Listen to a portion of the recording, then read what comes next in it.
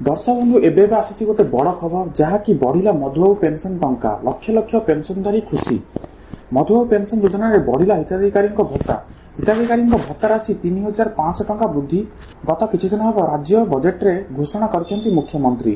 एने पूर्व सामाजिक न्याय भिन्नक्षम सशक्तिकरण विभाग मंत्री नित्यानंद गंड सूचना दैछन्ती। किछि दिन हम बजेट रे मध्य एने बड़ घोषणा होईछि।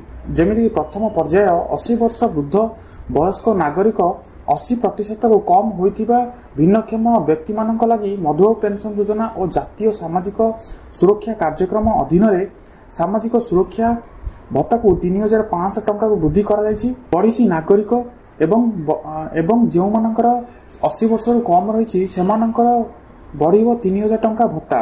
केउ माने सेतिरे शामिल रहिबे आकु जानिबा आसंतु। जेमिति कि भिन्नक्षम और किन्नर और भिक्षुकଙ୍କ समेत दुर्बल गोष्ठी मानक अवस्थित सहायता रे गुणवत्तर उन्नति आनिया लगी जिला सदर महकुमार सम्मानित भित्तिभूमि कम्प्लेक्स प्रतिष्ठा और वृद्धाश्रम रक्षणाबेक्षण 100 कोटी टंका अटलकर प्रस्ताव रही। जेमिति कि बिजेडी सरकार समय गत फेब्रुआरी मधुबाबू पेंशन योजना हिताधिकारी 500 वृद्धि करथिले। पूर्वरु एही योजना रे हिताधिकारी माने यथाक्रमे 500 रु 600 और 900 टंका पाइथिले। एहा व्यतीत भिन्नक्षम कल्याण पई 302 कोटी टंका व्ययबराद करा जायतिबा बेले सरकारी प्रतिष्ठान और भित्तिभूमि सेमानकर यातायात अनुकूल करा जिबा पई 10 कोटी टंका व्ययबराद करिसेंती। बीजेडी सरकार पेंशन वृद्धि पर सेमाने एबे यथाक्रमे 1000 को 1200 और 1400 पाउछंती। बीजेडी सरकार पेंशन वृद्धि पर जो माने 60 वर्ष रु 70 वा 80 वर्ष पर्यंत सेमानकु 1000 रु 1200 एवं 1400 पर्यंत टंका पाउछंती। एहा व्यतीत पेंशन राज्य सरकार वार्षिक 3683 कोटी टंका खर्च करिवे बोली कहिथिले।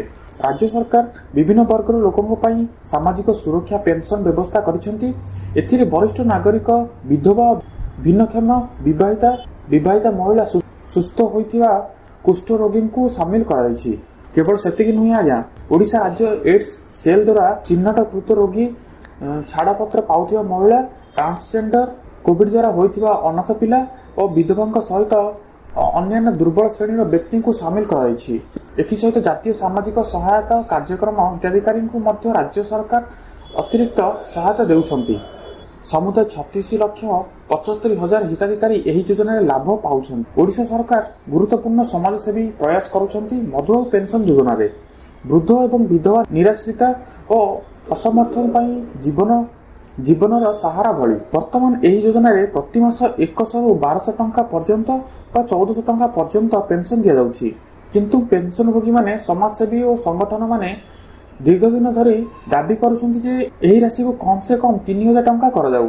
निर्वाचन पूर्व सरकार एहाकू बढ़ाइबा पई आश्वासन दैथिले किंतु एपर्यंत कौनसी स्पष्ट घोषणा होई नाही। आजिर परिस्थिति रे बढ़िथिबा जीवन यापन खर्च दृष्टि 1000 टंका पेंशन चलाइबा अत्यंत कष्टकर बोली सेमाने अभियोग करछंती। जो मानकू 60 रु 80 वर्ष मध्य अछंती सेमानकू 1000 टंका मिलुछि तो तांकू यथाशीघ्र 3000 टंका पेंशन मिलु जहाँकि सरकार पाखे ए भिडियोटी पहुंची पारो। सेही हिसाब से आपण भिडियोटी को निहाती कम से कम 1 लाख रु 2 लाख लाइक करंतु, बहुत सारा कमेंट करंतु, कारण काहेकि ए भिडियो सरकार पाखु पहुंचू एवं आपणकर टंका यथाशीघ्र बढ़ी जाऊ।